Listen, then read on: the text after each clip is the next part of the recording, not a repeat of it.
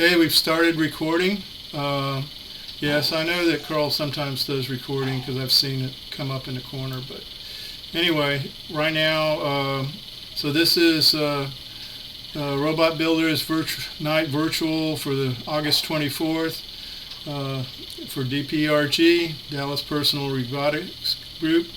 Everybody's welcome, and we just finished one of our competitions this Saturday, so I'm sure there's going to be a lot to talk about. Okay, and to kick that off,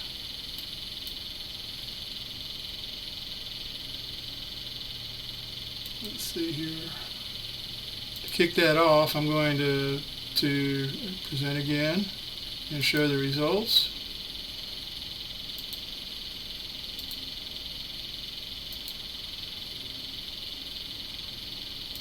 Here they are.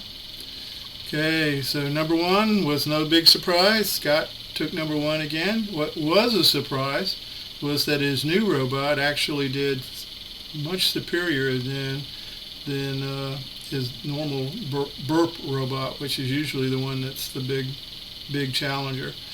And then Raj with his duct tape and baling wire took second, and Ted took third. And if we go with fourth, Kareem took fourth. So there we go, guys. There's the results for this year's Robo Columbus. Hey Doug, just wanted to mention it was a team effort between me and Carl for the competition. So second place is shared by Carl and yeah, I wanted to ask you about that because it was a little unclear. Was that Carl's frame that you were working with? Yeah. Okay, so it's Carl's frame. I worked on the camera part. So you guys, I'll update that with Carl's name as part of the team, and you'll both get a mug. How's that? Good. No, you did all the heavy lifting, you know. You were the one there carrying the robot around, putting it on the ground, getting the points, so, but. Doug, do you have any pictures of those robots to show people? Yeah, okay, so here's what I've got. There were several sources of video. Doug Dodson had a real nice camera, and he took photos and video of certain runs. There's also Ron Grant took drone footage, so that's the second source. The third source was David Anderson. He took some with a Hero Pro, and then I had the two boys, if you were there, I had two young men with me, and they were running around taking videos with essentially action cams that are, like cheaper versions of the Hero. And so that's, I'm literally right now buried probably under about 10 gig of video and pictures. And I got to take it down to a minute, maybe 2 minutes, and and a gallery. So it'll take a while for me to get through that. I said extreme editing, huh? Oh yeah, what I'm shooting for right now is there's a couple drone pictures that are really eye-catching, so I want to get those. And then I'd like to also lead in and have the best run of each competitor that actually got off the starting line. So yes, all of those things that you saw down there, they're going to come back and haunt you. But that's how that's kind of everybody's interested. So we'll have the best run. We won't necessarily have all the runs. So do you have some seals for tonight? Like just pictures, or are you planning to have present a couple next week? I could probably bring up some. I haven't really gone through all of them yet, so I don't really know. Well, that's why I said not necessarily video. I was just thinking the pictures, 1 or 2 pictures type thing for tonight. and then maybe a live video next Yeah, Tuesday. the one I'm really worried about is Raj's last run. Okay, that's where he made his dramatic move to second place. And everybody was kind of like, by that time, was totally dehydrated and, falling apart all over the place. And I don't know if anybody ever took any video of it. So it might just go down as a story. Yeah, because, It did happen. I saw it. Yeah. That's all we can say because, Dave Anderson would say, if you can't show me the video, it didn't happen. So we'll see. I'm sure somebody. Doug, were you there on that last run? Maybe you, Doug. Doug? Oh, I had one long distance shot on that last run. I admit to being dehydrated, and he got off the line so fast I couldn't follow him. Okay. So I just sit there by the starting thing. Okay. The problem is that robot was going faster than anyone could run. Yeah. That's right. And he got down to that first cone, and they sat there forever. So I actually stopped my video and apparently missed all the good parts. Yeah. Okay. Well, like I say, I'm not sure on that last run if we got it, but I do have some pictures I can show. So you guys are saying that David Anderson isn't actually from Texas at all. He's from Missouri. Oh, I don't know where David's from, to be honest. No, that's Missouri, the Show Me state. Yeah. Well, Sorry. I think David has run into so many cases of Shinola or whatever they call it that that he doesn't. Or the other, I think. Yeah, that he doesn't really. When somebody gets up and talks robots, he wants to see it roll. Yeah, that's why he always says it's a double star night when somebody's robot rolls on the ground. I have a demo today. Hey, cool. Maybe you can lead off and demo then. Okay. I have to go out on my front deck. So what I have to do is I'm sitting in my study right now. So at the point where you want me to present, I've got to basically move this laptop out onto my front deck. So there's a bit of awkwardness. Yeah, why don't you go ahead and get that started, and because we're all interested in seeing it. Yeah. All right. Okay, so I'm going to shut my camera off. Okay. I'm going to shut my camera off and move the robot out there. Then you'll see me out there on the deck in a minute. Okay, cool. Yeah. And, all of you guys saw how my robot performed, which was pretty, let's say, it was not very exciting. But, it did actually catch a cone at home. I know it worked at home. But, what can I say? Yeah. Anyway, so, anybody else want to step into this? Harold, any thoughts about the competition? Yes, I was happy that I was in first place, if only for a little while. Yeah. Exactly. Let's see. You started off first, right? Yeah, exactly. I'm going to take over the screen for a minute while y'all are talking. Okay. No, I thought it was really fun. I didn't really know how it was going to go on these things. It reminded me a lot when I was 15 years old, and we used to go to the flying field with Dad, and we'd all sit around, and people would go do a thing, and we'd look at each other's planes and make comments and have comments made about our planes and all that kind of stuff. It was a good time. Yeah. It was so hot and humid there, though. I felt like I couldn't think.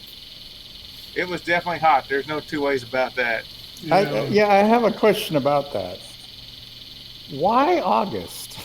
Yeah, why? Is it really something that we have to do in August? Well, Kareem, this is a really good question because that traditionally this contest is in November. Yeah. And Yeah. why we did it in August, I'm sure there was reasons back when we were doing it.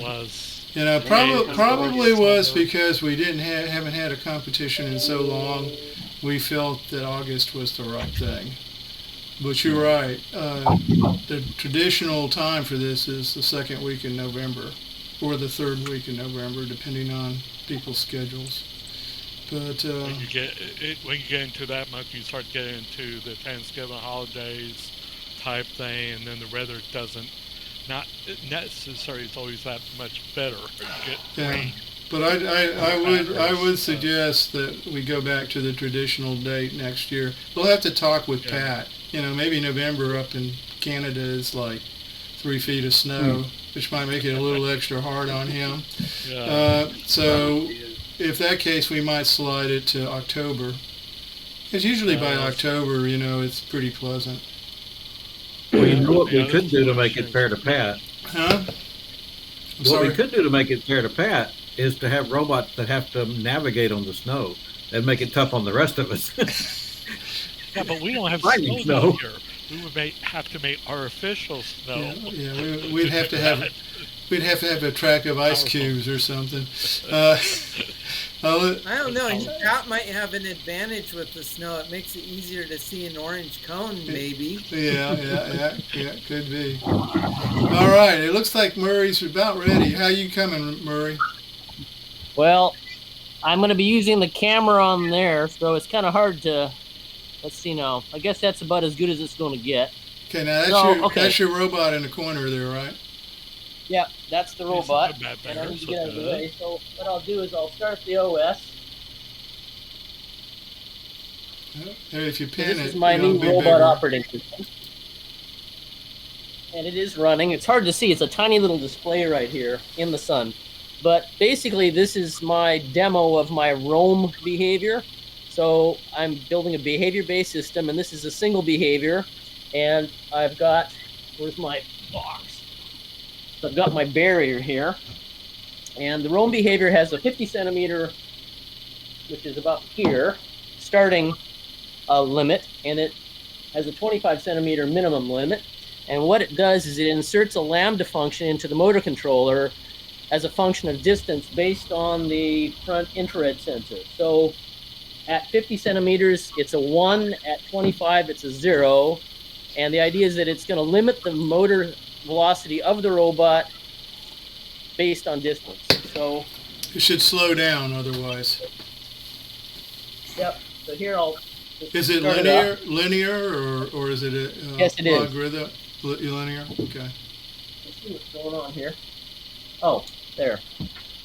Okay. Kind of hard to see in the sun. You want to know? I might want to do it from SSH because it's too hard to see here. That was also something I was struggling with on Saturday. Was seeing my screen in the even in the shade. Yeah, it was so bright out there. Okay, so that's it running now. Okay, so in 3 seconds it starts moving, and then if I put the box at 50 centimeters, it doesn't do anything. But as I move closer, it slows down to a stop, and then if the cat moves out of the way, in 3 seconds it starts up again. So I'll start this now. Out of the way. There it is.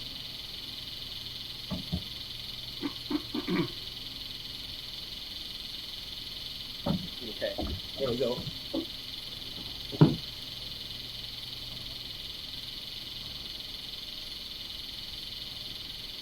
Nice. That's it. Nice. All right. Good go. Very good. Gold star moving. Silver star stopping. You can kind of tease it. Anyway, that is the roam behavior. Hey, Murray. The board on the side, is it driving parallel to that? Is it following that board? No, not yet. Okay. I've got center infrared, 2 oblique infrareds at 30 degrees, and then side at 45. And the idea is that this roam behavior is only for the center, and then I'm going to have an avoidance behavior that'll use the oblique infrareds and swerve away from things. and then the side ones will be used for wall following. So there'll be 3 separate behaviors. Looking forward to seeing that. I'm looking forward to seeing it. Yeah. In any case, I'm going to move back inside, and it's a bit windy and nice. Well, it's actually pretty nice outside here. Blue skies and all. But I can't leave the robot outside even in this town. It's not something I want to get stolen, so I'll see you guys in a minute. Okay. All right.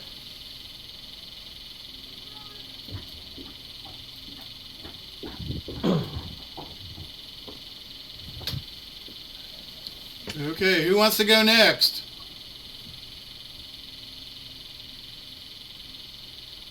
Well, I can make a quick comment. I don't have a lot to show. Well, actually, let me see. Possibly I can carry this a little ways over here. I don't know if I'm showing all this. Yeah. Let's see. I got my 12-volt battery and I wired everything up. I finally tested it and nothing happened. So I have no gold star. I got to debug what the heck went wrong. That's about all I got to talk about. Okay. Let's see. Is Kareem back yet? Yeah, he's there. I'm here. They stepped away from him. Yeah. Oh, okay. Did you have a question? Oh, yeah. Well, if anybody else has something to show, go ahead. No, go ahead. Right. Okay. Okay. So I understand. It's kind of like the sensor fusion thing between an IMU and GPS. Like for the initial heading, Mm-hmm. you don't have one with GPS. So, kind of like you said, you have to move. And do you, at that point, do you trust, the IMU for orientation and Yeah. So basically the IMU becomes the short-term orientation, and the GPS provides the long-term corrections to drift. So after when I'm steering for a particular waypoint, the GPS is I'm looking at the current location and the target location and figuring out what the heading is from that using standard GPS math, and then I'm steering based on the IMU being aligned to the heading that it's traveling in. Oh, okay. Does that make sense? So, yeah. The PID loop is always on the IMU, and if I need to correct the IMU every once in a while based on long-term travel, then I'll do that. Okay. Along those lines. Go ahead, Ted. One thing I've seen for doing sensor fusion with gyro and a compass is a complementary filter, where you're taking the long-term changes out of the gyro because it's going to drift, and the short-term real quick frequency wiggles out of the compass, and then averaging those two together. Yeah, the BNO 55 already does that. It's built in, so I'm not taking any credit for that. So its IMU is already pretty stable, but it can drift over time, just because of our practice of not using the magnetometers in our configuration because of the different indoor environments that we're in. I still have those turned off, and so the heading is purely coming from the GPS. Mm-hmm. But it's still a pretty stable. The IMU is still pretty stable. It tends not to drift that much. So certainly over the short term of a few seconds to 30 seconds or something like that, it's not going to drift. Okay.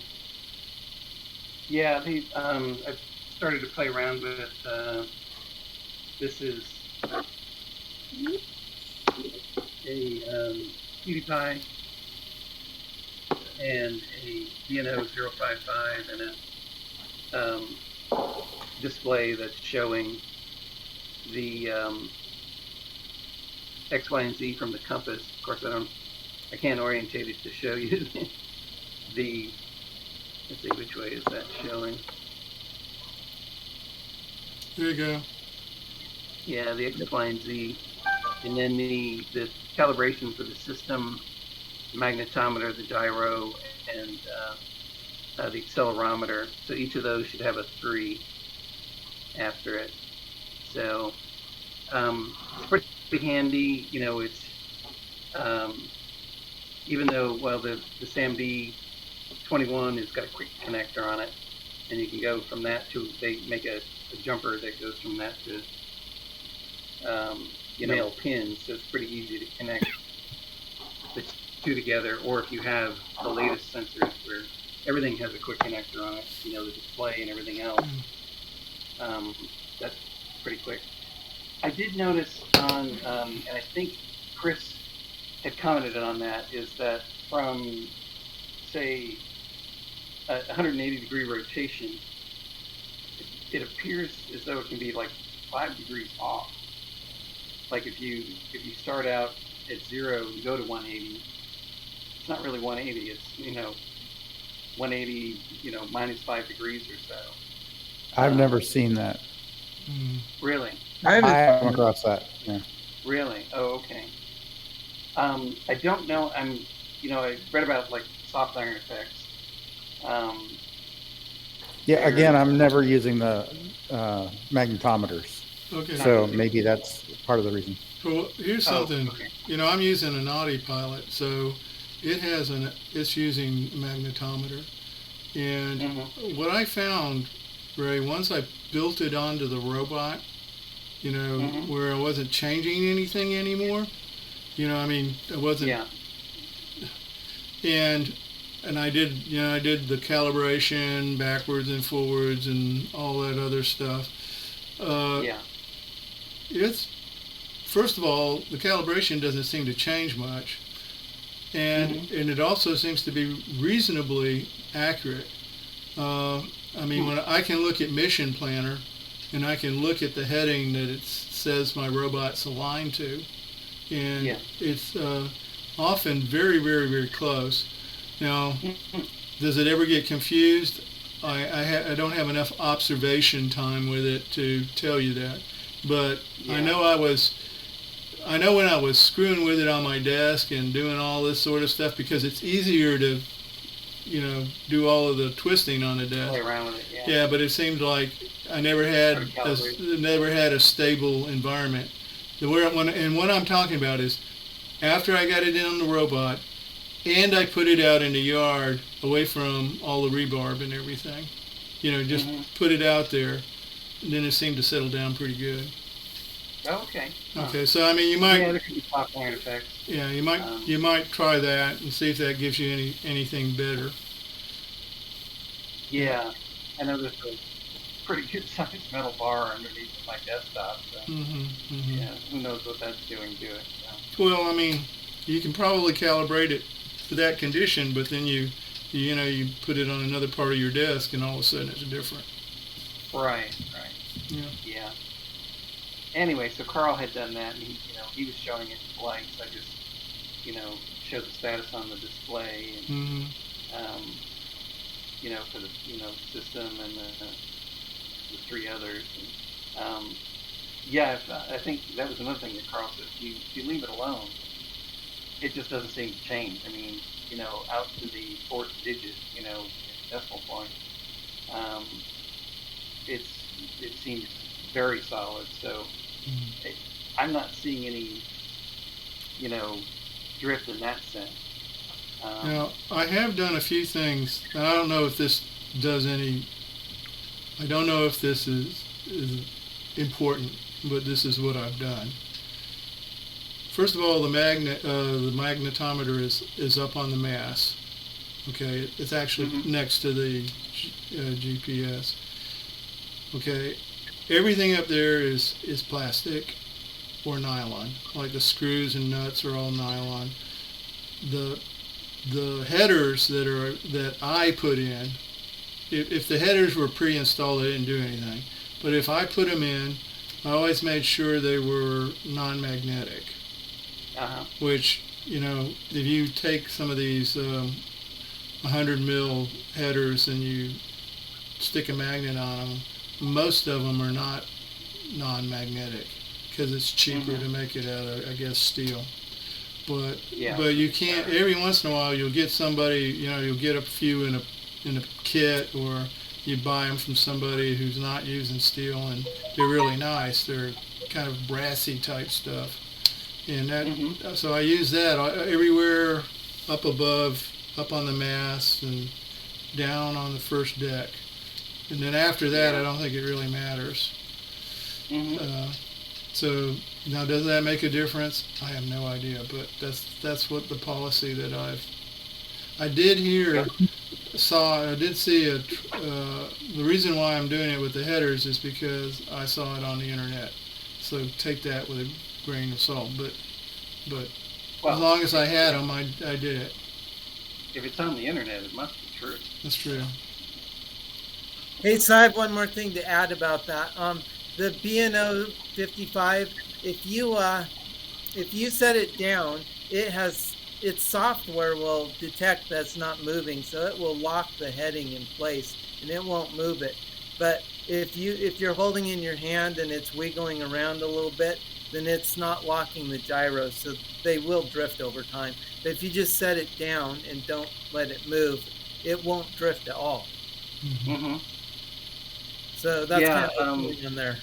I think this is kind of funny, but the GPS antennas that SparkFun recommended, they're magnetic. I mean, this thing is stuck to this plate. The thing uses a ground plane, so it's pretty strong too. So, it's like you can't shake it off or anything. So that's probably not going to work for your magnetometer then. No, I don't think so. Yeah, so that GPS probably doesn't have a magnetometer in it. Yeah. Well, this is just the antenna for the GPS. Yeah. So. Okay.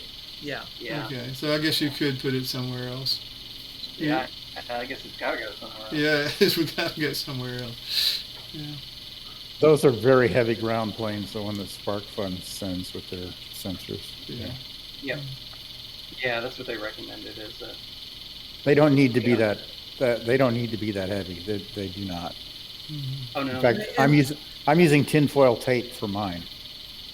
Oh, really? Could you use copper for a ground plane? It just needs to be conductive. It can be super thin. It can be light. I've got tape. I've got foil tape over 3D printed nylon disc. That's good to know. It just has to be magnetically reflective, right? It doesn't matter how thick it is. It needs to be conductive. Conductive. But isn't the point of that to reflect radio waves? Yes. Okay. But so anything metal at all, the thinnest metal you can imagine would do that, right? Yep. Yeah. Yeah. Oh, okay. Yeah. Well, I guess there are limits, but yeah. Well, yeah. You can get away with a very thin sheet, and it doesn't have to be massive at all. Yeah, because I saw that there's one of those ground plates, like a piece of metal, and it's like I think 1/8 of an inch thick or something like that. It's ridiculous. That's the one that SparkFun supplies. That it's magnetic, so that you can just mount the thing directly on it. That we're using its internal magnets that are inside the antenna. But it weighs more than a lot of roll dust, right? Oh, it's heavy. It's super heavy. Yeah, I had it up on the. I have a mast, right, and I just couldn't use something that heavy. It would just like swing all over the place. Right. Yeah. Huh. Yeah, that's interesting. I didn't think about that. It's like, oh no, there's a huge magnet in that thing, in the antenna itself. Well, I think. Yeah, so you're going to have it. You're still going to be. There's still that heavy magnet in the antenna. So, you do not want that close, regardless of whether it's being used. If you have it close to your BNO and you want to use the magnetometers, you got to get that calibrated out, and you still don't want it right next to it. Yep. Right. Yeah, that's what I was saying. It's going to have to go somewhere else. Okay. Yeah. Well, I think the idea is that like most antennas are quarter wavelength.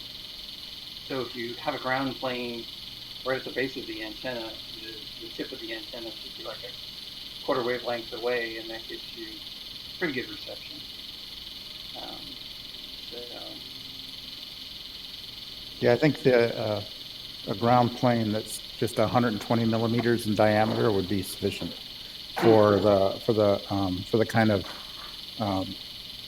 what are they called? The dual frequency antennas, the L1 and L2 that that the RTK units use. So about 5 inches then diameter, roughly. Yeah. A little less maybe. Okay.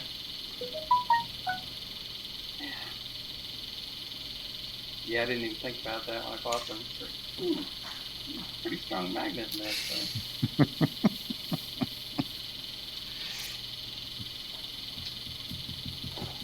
Okay. The other question I had. Okay, so I can see the initial thing.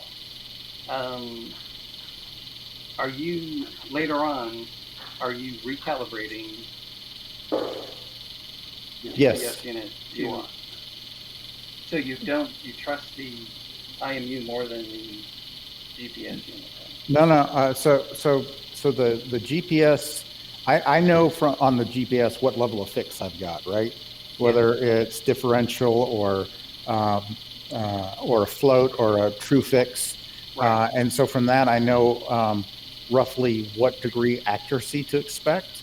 And then between any 2 points, I know that, so I'm always traveling in a straight line. I could have numerous points out there if I wanted to, be very constrained about it. But I'm traveling in a straight line. So for each segment that I do, if it's beyond a certain distance and my resolution on the RTK fix is good, then I will trust that as my, I know that I've been traveling roughly along that line. And so there are some nuances in that if the IMU has drifted, it'll start following the IMU, but then it'll keep curving in one direction because the IMU is giving the wrong location to go to.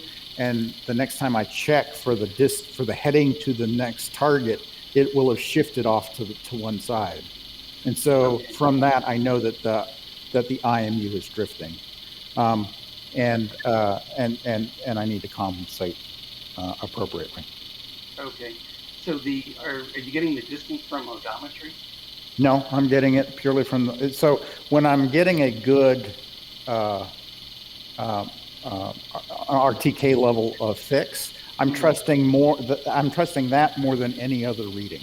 Okay. So I do have odometry, but with the different surfaces that you might be on, it changes a little bit. And I haven't got to the point of sort of profiling what different kinds of ground look like in terms of, that's the goal, is to profile that, look at things like what's your current speed rating, as well as what's your current draw, right? And over different kinds of surfaces, you're going to have a different ratio.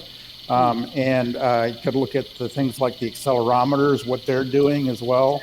I haven't done any of that yet, but that's part of the longer term goal, is to sort of look at all of those different things, and again through sensor fusion, sort of decide what kind of ground or what kind of surface that you're going over, and that might help you calibrate your odometry better, because it definitely changes. The ticks per second I'm getting over, ticks per meter I'm getting over grass is different from asphalt.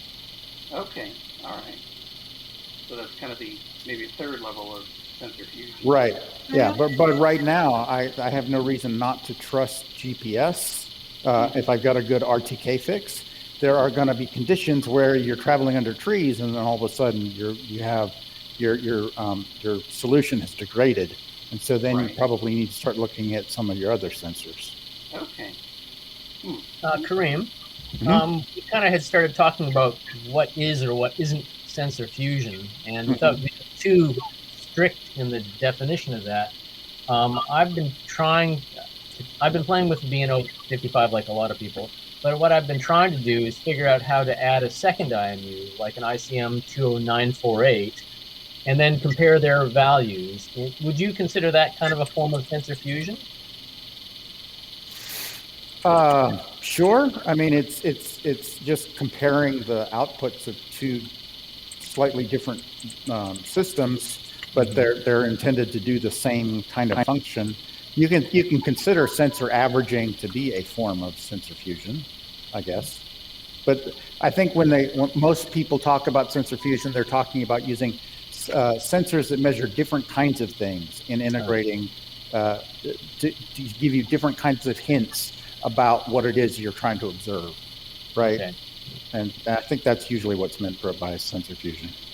I've run some tests with doing that, Murray, and I found that if you compare like two gyros or two compasses, they tend to give you the same results, and the gyros will drift in the same direction, the compasses will be off, because it's the same kind of device. Even if they're different manufacturers, they still tend to correlate. Okay, because what I was thinking was trying to find two IMUs that are very different or relatively different. Like the BNO 55 is kind of different than almost any other IMU. And then comparing that with, let's say, either a really primitive one or the ICM 948 is not a primitive IMU at all. It's actually quite a good one. And I just thought that between the two of them, I would be able to, if I could get them to agree, and this is what I have done, is if I could get them to agree within a certain range, I would say, okay, I trust that value. Otherwise, I don't trust anything. And that was I was developing a robot behavior that would say, if you can get these two devices to agree, then you can trust that value and go north, for example. Yeah. But you're saying basically they're probably going to provide the same value anyway, eh? That's what I've observed as well. I mean, or roughly, like you just don't know which one to trust, and they're not that. Most of them are not that different, right? They're all MEMS devices under the hood. I mean, unless you go with something like a ring laser gyro, which is then you can, that's super accurate, but it's a giant thing and it costs $10,000. Yeah. But yeah, most of them they're still based off of the same underlying fundamental type of sensor and just different software on top of it. Okay, well, thanks for that, because I'm mostly indoors, so I don't have I have a GPS unit, but it obviously doesn't work indoors very well. So I've been trying to figure out how to get an indoor north. It doesn't even have to be that accurate. I just want to know basically what direction north is, so I can say to the robot, go north, and it'll try to find its way to the north side of the house. So, well, you need something else. You might be looking at an indoor beacon system or visual recognition or something like that. But sensor fusion is definitely sort of, you're looking at completely different modes of sensing the environment to suss out the ground truth of what you're looking for. Yeah, actually, you mentioned, and what I was doing early, this is like more than a year ago, actually almost 2 years ago, is I went ahead and just did that standard scan of Bluetooth devices. And I made a whitelist and a blacklist of devices that I knew that were mobile, like phones and things, and that was blacklist because you don't want to track them. But I know where my I know where my desktop is, and I could put some beacons around the house and have basically an idea of, let's say, a south beacon and a north beacon. And if I did that, then I could just go on beacon signal strength and have an idea of which way north and south was.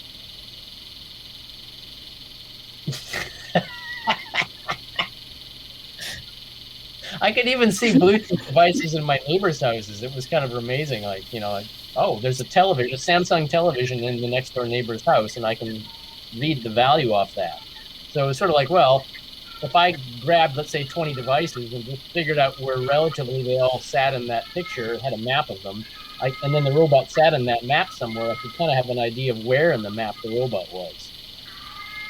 That would be interesting. If you could create a repeatable path that you knew that the path at least was correct, and you measured the values at every single location, maybe you could come up with a radio map that would help to. But there's so many things that can divert those fields.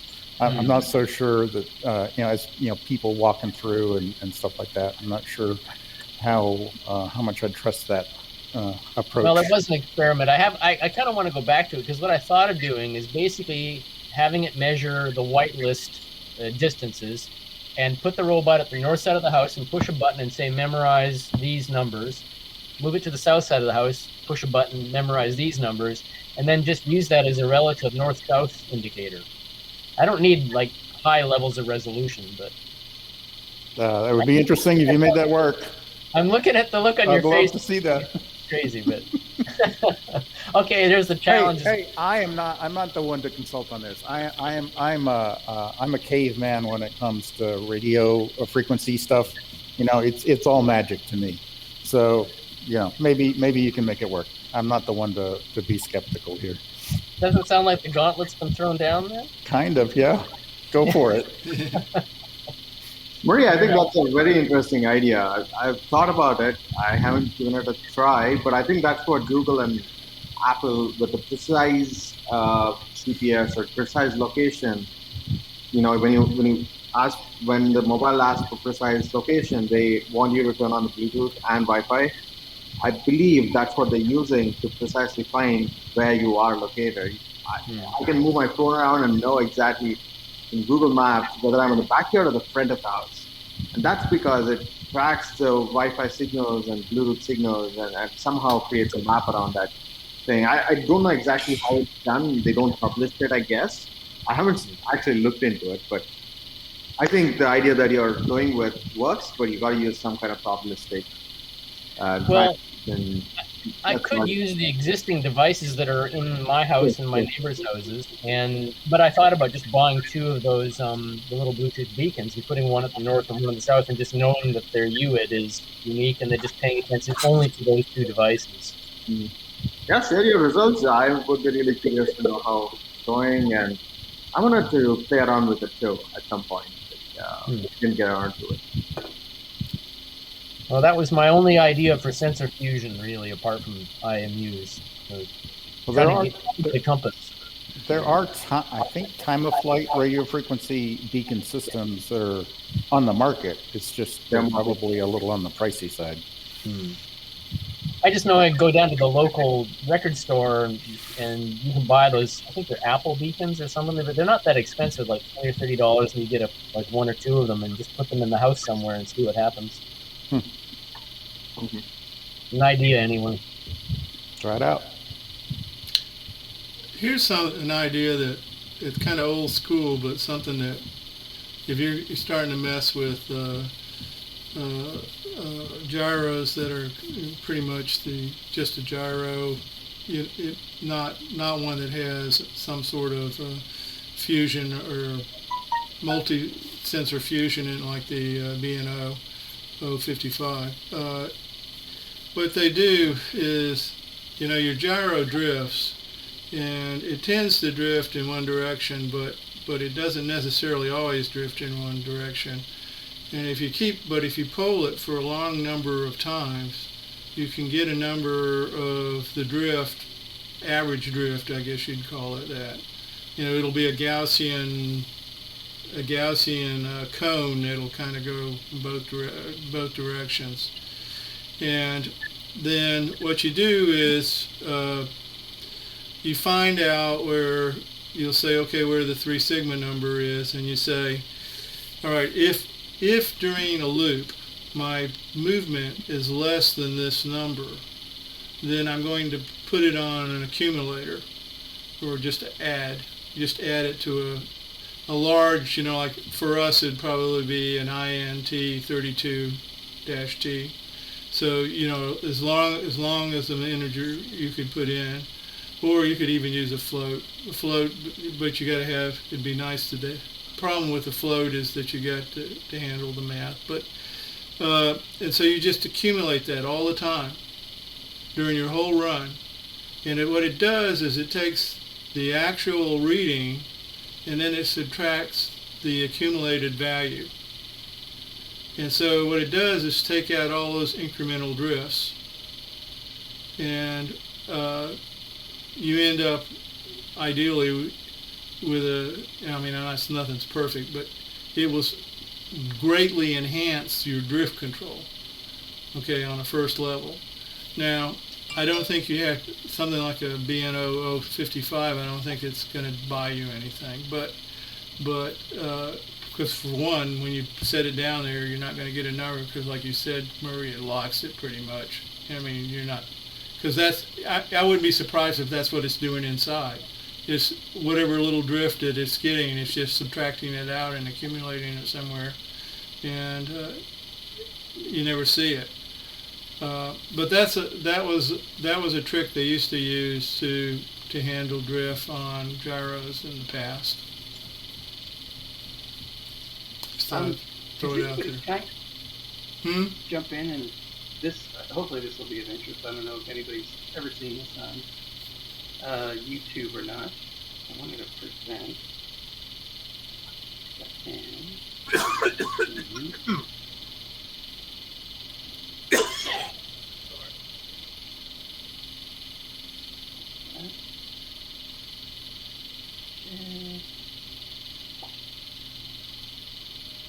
Okay, there's a series of videos, and if you just do a search on Sensor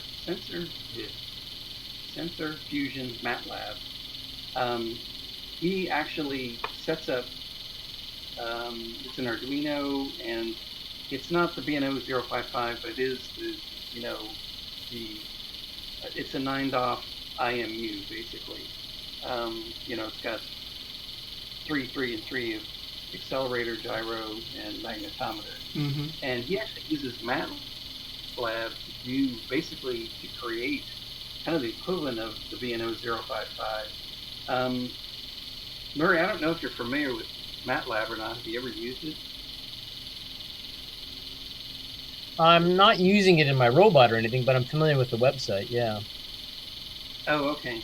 Anyway, so he has a series of IMUs, and I thought it was very good.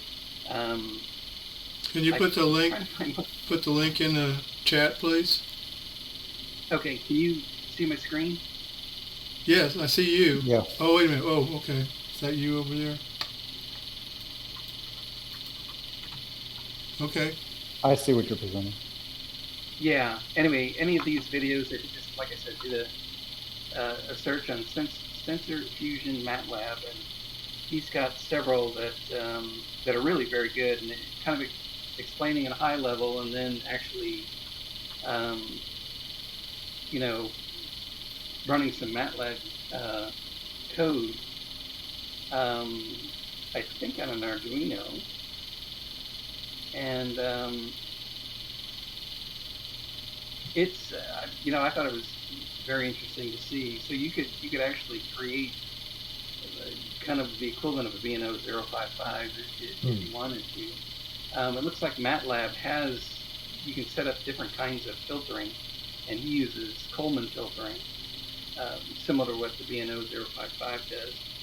But they're all about maybe 15, 16 minutes. Any of them that look like this are from the same guy. I think his first name's Brian. I don't know what his second name is. What's his channel? This channel's MATLAB? If you go on YouTube and just search Sensor Fusion MATLAB, you'll find it. He's got a bunch of videos. Right. Like, I don't know, maybe 6 or so. Okay.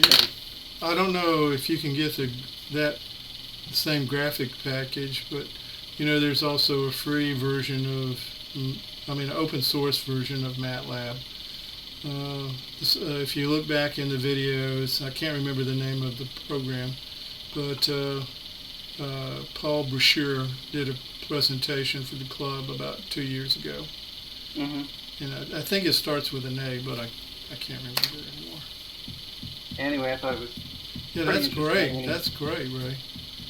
Kind of looks at it at a very high level, and then actually gives you code you can run if you have MATLAB and basically duplicate his experiments.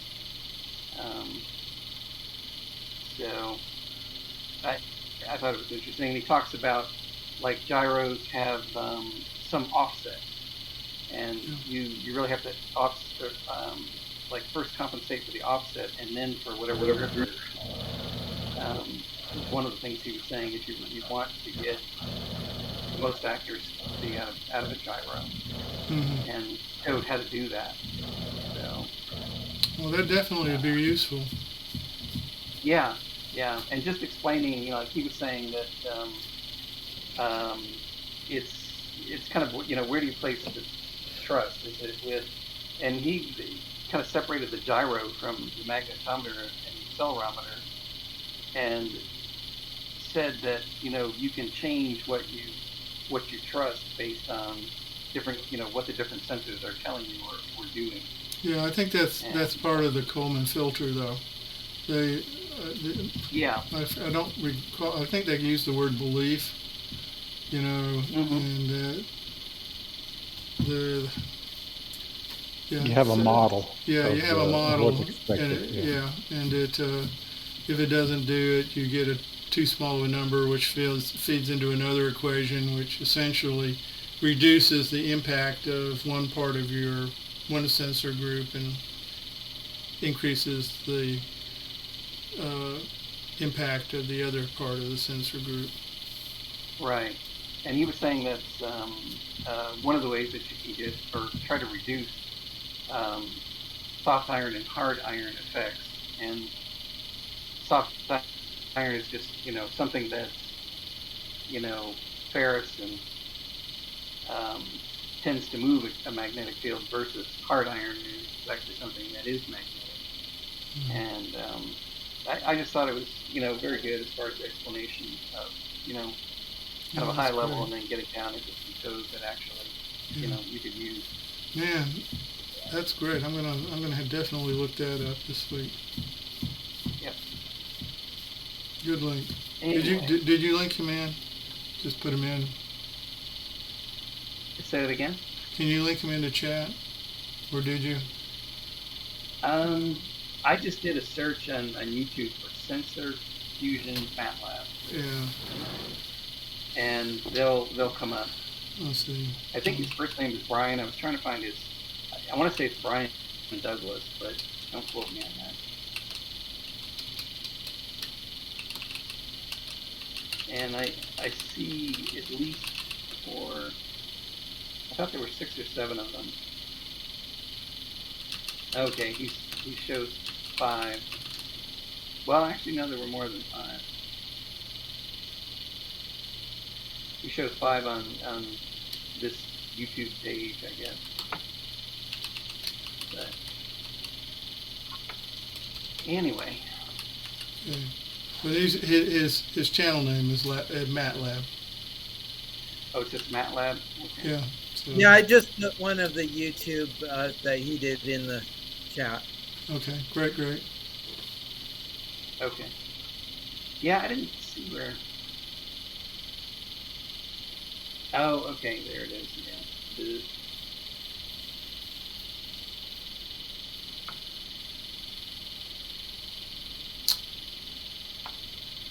Anyway, I found it very useful. Okay. Anybody else? Oh, I'll throw out something since I found this article that looks of interest to me and heard before. So let me click and do a present now. So in the process of building robots, I've done one where I've had the strand base. Yeah, I remember that. This one, which is a strider. So seemingly there's a difference between how they work, which I found interesting. So I'll run this video first.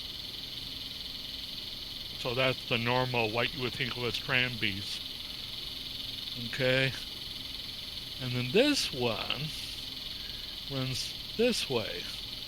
So it effectively looks like it has smaller feet and they run faster. So there's, how it looks. And there's a close-up picture of it. So you can see the feet look smaller effectively. And there's the parts that he used to build it with, for those who are interested in the parts. And then, somewhere I thought that I saw a real drawing of the thing. Oh, there we are.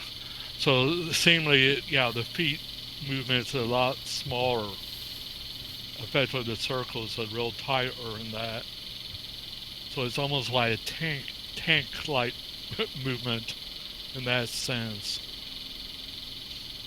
So, and I'll run the other video because that was sort of interesting from the camera viewpoint. And so there's this one.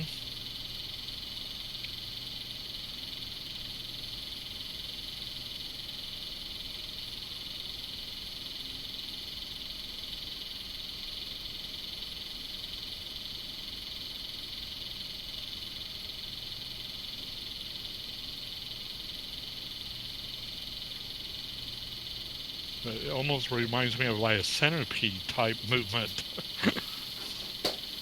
Because, yeah, the legs are a lot shorter. Yeah, maybe you could upscale it for the Robo Columbus competition. I'm thinking, it might work. I really would like to see a walker, any kind of walker, in the it would be just great. I mean, it's not like it's walker could actually probably have some advantages because the terrain might not be as. Well, the only problem with the other one, the strand beast I have, is if you look at this down here, it doesn't. You only have 2 contact points, and the lead doesn't lift all that high. Mm-hmm. Okay, but this looks like, as I said, it looks more like a tank treadmill type thing where it literally is having feet constantly touching. They're not all that high off, so it's effectively touching one right on top of the other.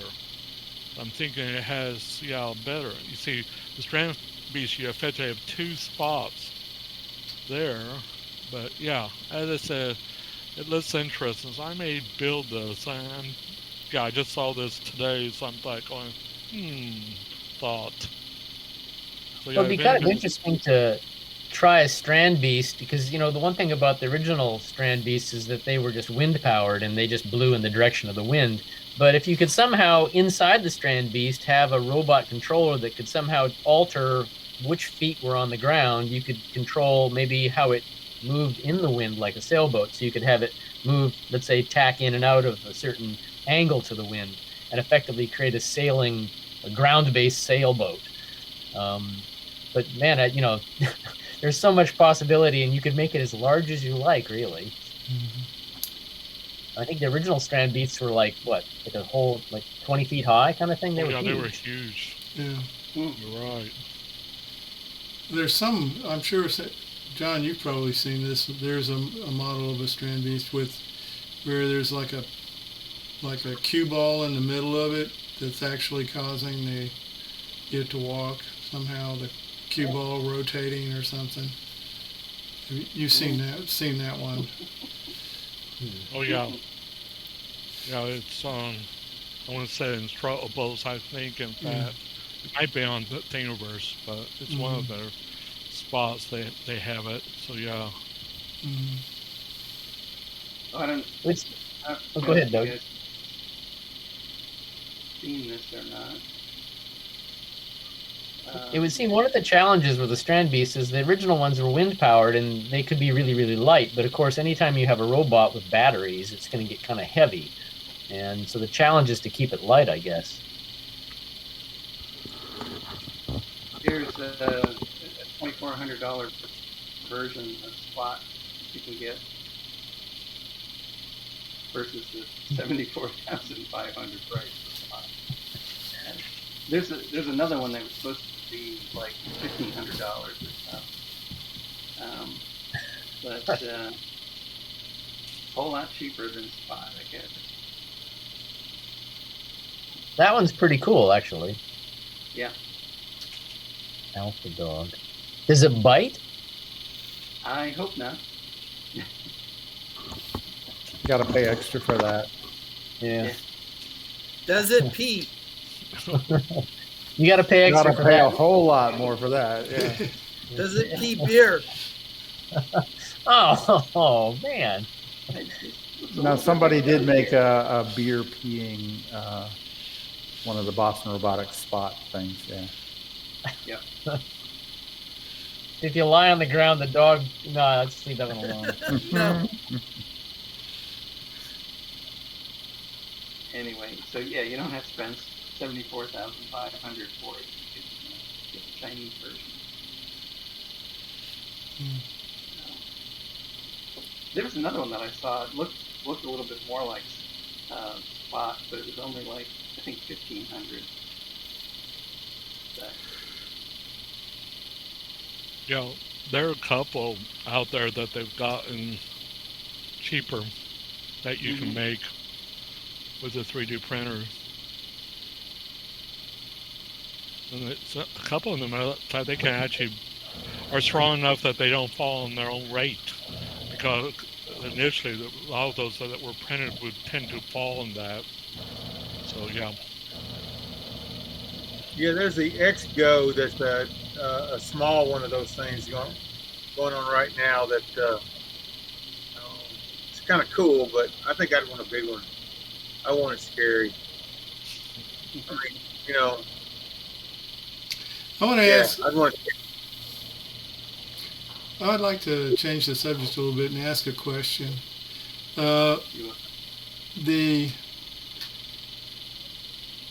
What would, if you guys, how many of you actually participated or were aware of the line following simulation contest that we did earlier this year? Yeah, I don't know.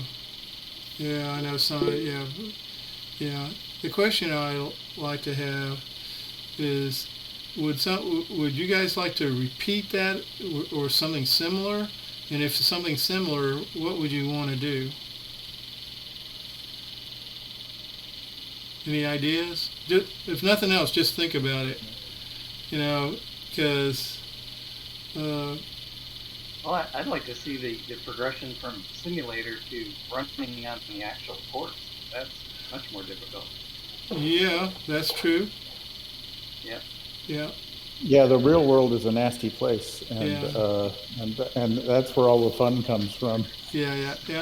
And that's my personal point of view. I didn't actually run in the simulator. Well, you know, we had people beat the challenge course. We had 3 of them beat the challenge course. We've never had anybody beat the challenge course in real life. Right, no, yeah. But we had 3 in the simulation, which was amazing. Now, I didn't compete on the challenge level, but I did on the beginners and the advanced. And I will say this, I learned a lot. And was able, because I essentially made my simulation a model of my existing robot. So instead of like cutting out another baseboard and making it a 1/4 inch longer or pulling these things out a little bit further or doing that, I was able to do that all in the simulation, and I could see where I could get more speed out of it. And the question I had was, I wonder if what they did, I think the problem is, and I'm not sure, is whether or not they can truly create the simulated sensors that they were using to solve the problem. Otherwise, I mean, perfect noise-free sensors is not a thing. Yeah, but they might be able to do, what I'm trying to say is, but they had all sorts of different configurations. It wasn't just a bar or strip. It was a semicircle. There was semicircles with straight lines and all, X's and all boxes. And the question I would have is whether or not you could probably do it with a camera, but other than that, I'm not sure how you could easily do that physically with, say, infrared sensors. Yeah, it'd be tough. Okay, but the guys that actually did the challenge course, yeah, they use prior knowledge of where difficult things were to try to get around them, like the acute angle, right? Well, you're saying they were. Well, I tell you what, at this point, if anybody could get around it, I don't care how they did it. I'd be pretty happy with it. But the rules allow that prior knowledge. The current rules, right? Well, they don't specifically, but they tell you that the course is set until somebody solves it. Yeah, until somebody solves it, it's going to be that. But but what we also, I think it says somewhere in the rules that the desire is for it to be solved. What is it? Problematically.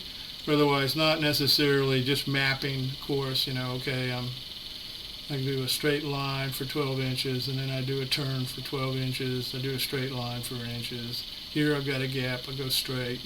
Not to do it that way. Not to map the course.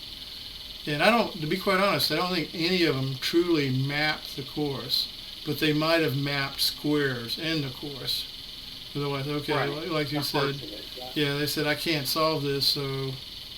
And some of that is because the course is inconsistent. Otherwise, you can't you can't say a rule like, the classic line following rule is when you lose the line, turn into your last reading. Well, that in a normal line following contest, that'll always work. But in this one, that works except for the squares that go the other way. You know what I mean? Mm-hmm. And so if you have just a blind rule like that, you'll never get through it. There is one thing that struck me about that contest, and obviously it's true of most of those contests, and that's the particular course is a fixed course. And so particularly in the simulation, it became clear that a lot of people were sort of optimizing decision making based on where they knew they were in the course. So they would go through a certain part of the course and then change behavior because they knew that they had gone past a certain corner or something.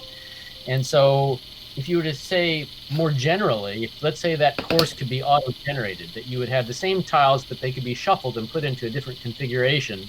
Mm-hmm. Most of those simulations would probably, I don't know, maybe I'm talking out of my hat, but most of the simulations would probably fail because people had optimized for that very specific course configuration. Exactly. And so to me, that's not quite so interesting. It's basically solving a specific puzzle, but not solving the general puzzle of how to navigate. Right. Well, so I agree with you, Murray. I understand. The one way to get around that, or one way that has been suggested, is that, okay, you have to show, you have to get through from the start position. All right? Then the judge can move the robot to any other position on the map, and then you have to complete one circuit. Mm-hmm. Okay, and that would break up a lot of that type of concern. But there would still be things like, okay, if you could recognize I just passed the acute angle, then I can go. Mm-hmm. The next big hurdle I've got is the gap.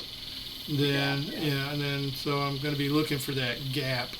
And then when I get past that, the next one I'm going to be looking for is this narrow line, which that's an example where it's very hard with that narrow line to use a standard line following, because the narrow line literally falls between two of the sensors.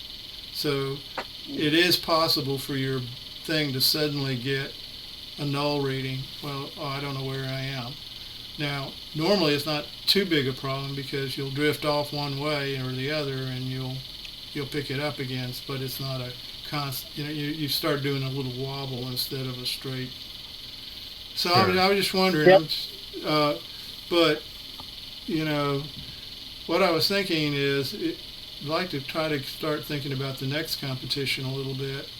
And we generally have a May competition, which is indoor stuff, and hopefully we're out of this COVID stuff by that time. But we'll all have our fourth booster. Yeah, our fourth booster. But the question, Doug, what I was actually going to suggest, though, was in the same sense that the Robo Columbus didn't reveal the course until the day of the competition, that current simulation or the current course is a set of tiles. And what I would suggest maybe as a more reasonable challenge in the sense of setting up a robot that could handle any of those challenges individually as tiles would be to show the set of tiles as a configuration to everybody, and then say that on the day of the actual competition, those tiles will be shuffled into some other completely different configuration. So you can't say after this will be this. You won't know. Well, then the robot has to. Yeah, that definitely would make, and that's not a problem. The reason why we did it this way the first time was because we want somebody to actually solve this problem. You know, and so, but you're right, Murray. If we do another simulation, that is definitely the way to go. Or maybe pull out some of the more difficult tiles and knock it down just a little bit in terms of difficulty. My only concern is that people are solving that very particular puzzle and not actually coming up with a robot that can solve a general puzzle. Well, I will say, I think the way they perform, I don't think they're doing, like I say, a tile by tile mapping. Okay, I don't think that's what they're doing. They're normally running under program, normal rules. It's when they hit something that all of a sudden the normal rules don't exist anymore. How do you handle that? How many unique tiles do you think there are? Are there 10 unique tiles? I want to. No, there's a lot. There's a lot. There's more than 10. Yeah, there's more than 10. Yeah. I kind of like Harold's approach of, like coming up to the acute angle and saying, kind of using the donkey car approach and saying, okay, this is the acute angle, this is how you steer over this. Now, every time you see an acute angle or come up to one, you could use that same strategy, and then you could mix it up whichever way you wanted to. If you got all the combinations, whatever they were, arc to the left, arc to the right, gap, acute angle, I don't know how many. It doesn't seem like there should be more than 10 though. Oh yeah, you got. First of all, you got black and white, and white and black. Yeah, there it is. 6 times 12 tiles. You got You got stains. You got 4 different stains. You've got S curves that are in different widths. You got everything is, and then on the end you have a gate. And so it's definitely something else. Well, I guess to Mary's point, if you could do that for all those unique tiles, if you want to call them tiles. Yeah, you could shuffle them. That's not an issue. Solve anything. Yeah. So. Yeah. So, is this also expecting us to figure out something like Micro Mouse, where there could be dead ends or loops? No. You got to try everything, figure out where you are, and then get to the start. Doug, show that again, and we'll just pin Doug's screen up so you can see it. Okay. All right. So you can see the start line is over on the left on my screen, and your first thing you go into an offset, then you do 2 turns, and then you go into a narrow line. And then you go into what it's called the acute angle, and then you come over to change colors, and then you hit your first 90-degree turn in white, and then you do a couple of loops, and then somewhere along there you hit a thick line, then your first intersection, but you drive through the intersection, then you hit I forget I think they're called notches. And the notch that's a little tricky because it was designed bad, and you can see what happens is when your robot is at the tip of the notch, you might have your sensors out in the next square. So how you interpret that notch is going to be really tricky. Then you have a gap, then a thick white on black, and then you come into the stain, your first stain. And the stain is, I think that one is a 20% stain, if I remember right. It looks like it from looking at the others. And then you run into a segmented S curve, then you come back around to an intersection, and then you come into a thick line arch, and so on and so on and so on. And so, I mean, there's a lot going on there. Yeah, I was a little concerned when someone was mentioning about not using the knowledge of a map to program or hint the robots, right? I mean, I've done a lot of line photos in the past, and always I could like see the map, even if it's at the arena. I would have some configuration buttons to say it was all behavior-based robotics, like Marie was showing us this evening. So I would say whenever there's an intersection or whenever you're in confusion, always take the left turn, or always take the right turn, or always go straight whenever you are in confusion or something like that. Those are some simple strategies that could solve. And based on this map, turning right would solve the puzzle really fast and get to the finish. Oh, it sounds like hey, Kareem, did you hear that gauntlet just go bump, bump, bump, bump, bump on the ground there? I sure did.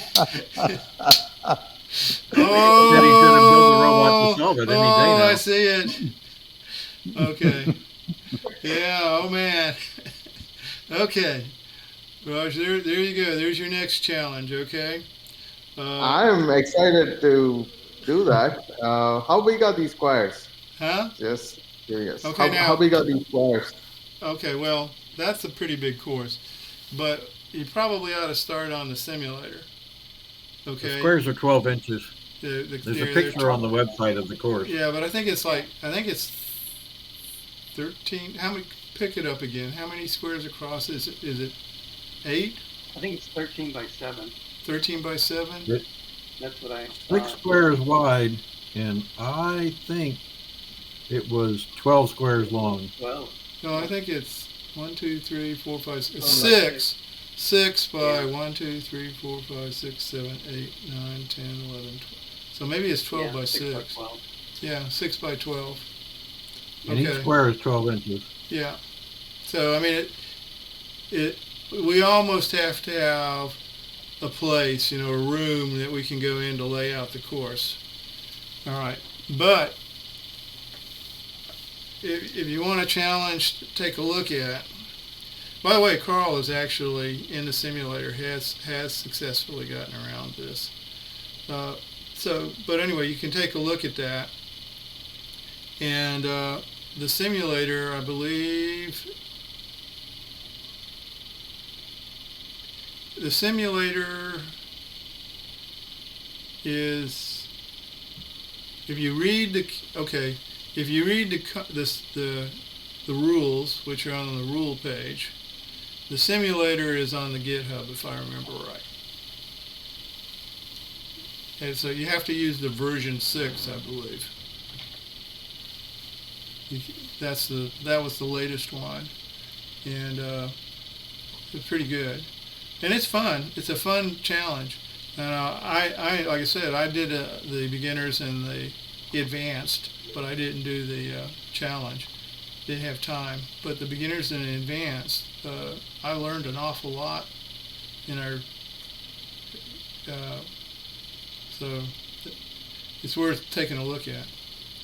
All right. The version of the contest that I was always more interested in was always prohibited by the rules. Which one? And that would have been like with using a camera, probably mounted high on the robot. Just the camera looking through the entire course, figuring out where the end is, and then just driving straight there. Why go all the way through if you just know where the destination is? So that would have been my approach. So, Kareem, if you knew the day and the location of your death, you just go there, right? The journey's not worth it. Oh, the journey sucks. I think if you knew the day and the place, you'd stay as far away from that as you possibly could. Well, yeah. We haven't heard from Ed. Ed, you there? I see this. Ed. Yes, sir. What's going on? Just tuning in, watching what you guys are doing. Oh, okay, okay. You got anything to say you want to put out there? No, actually, it's gonna go back and see if you guys posted some more video from Saturday's event. Not yet, not yet. I just finished collecting it all. Now I got to go wade through it. But we'll try not to make a 2-hour video of the contest. Yeah. And your simulation for the line following, Chris Nutter actually proposed something similar for our local Connecticut Robotics Society. Oh, okay. Well, I mean, Chris won. He was the one that won this. He on the challenge level.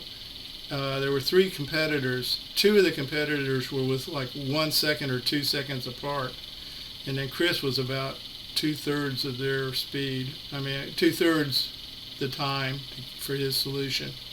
Yeah, it was he really did it. It's fun. It's already. I think the software is all ready to go. I mean, we had a lot of fun with it.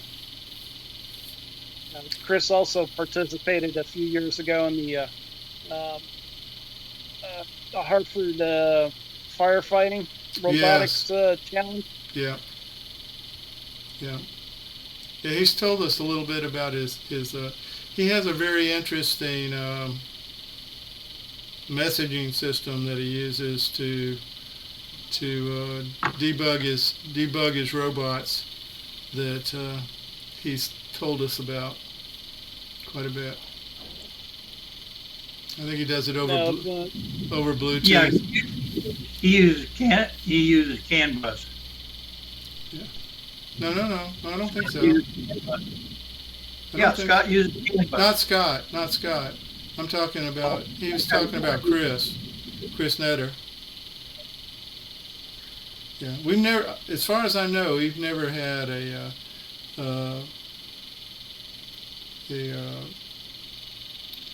what do they call it, a fire type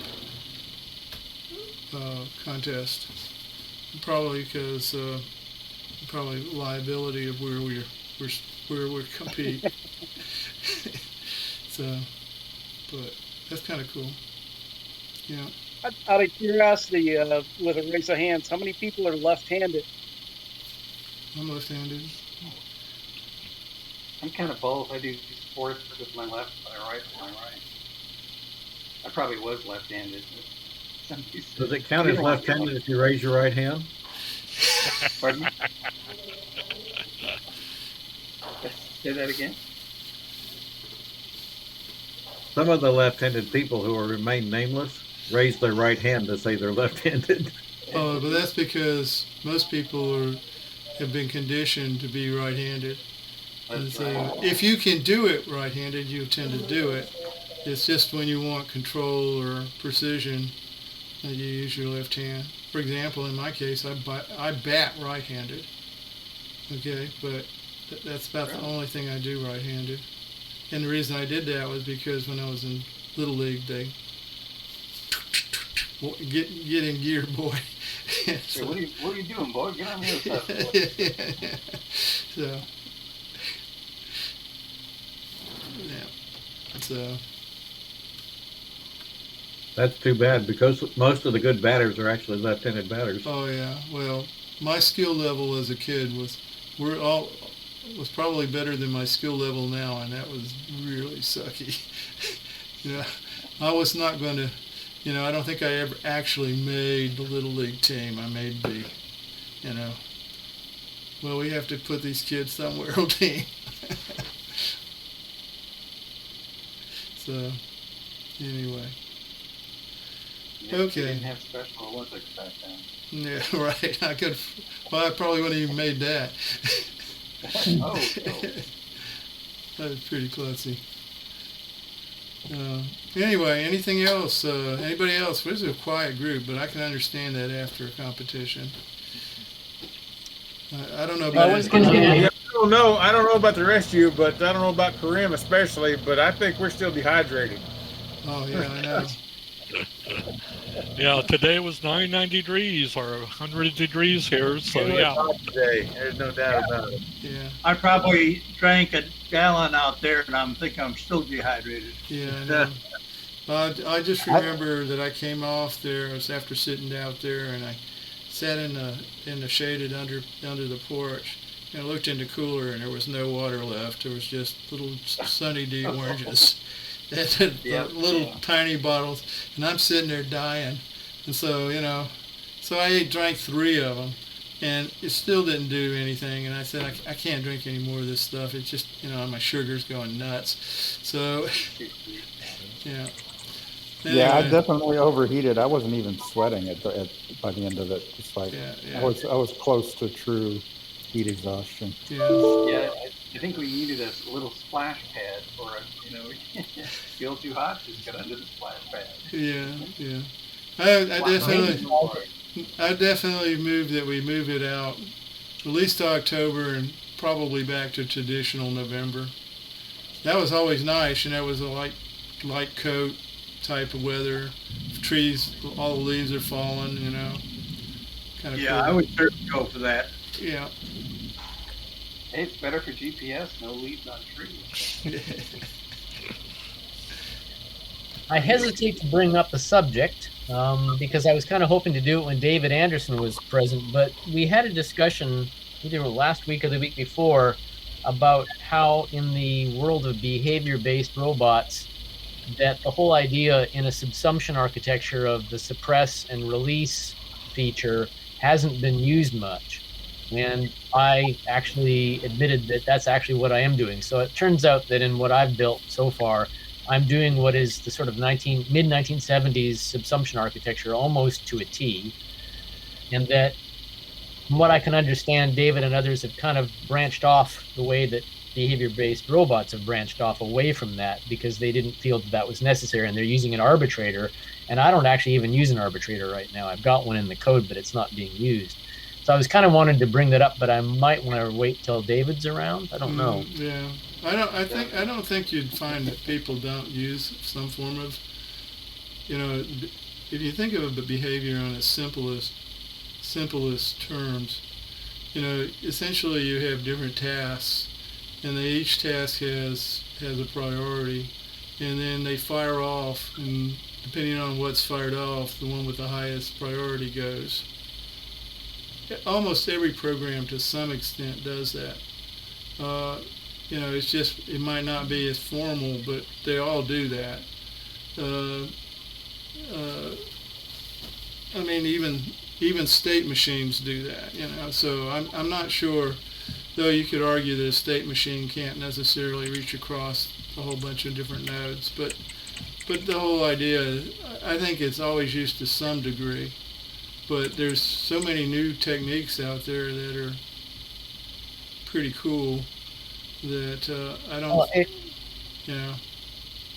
Yeah, I'm not really sure that I'm doing, I understand from having seen the code that David's posted how, his is basically operating on a 20 hertz loop, and every single loop it makes a decision on what for that next 20 hertz or next 50 milliseconds it's going to be doing. Mm-hmm. And that's not really how I'm implemented mine at all. It's quite different. I'm using a message bus architecture, and so it's quite different. I think in some ways it might be functioning in a very similar way, and that whole argument or discussion around ballistic behaviors and all that, I kind of don't need to go there. I don't think I need ballistic behaviors or whatever they are, actually. But I'm kind of curious to and maybe this is more of a mailing list thing, I don't know, because it's quite a complicated subject and how you do this kind of thing. Yeah. I think you might. I've done quite a bit on the behavior-based robotics.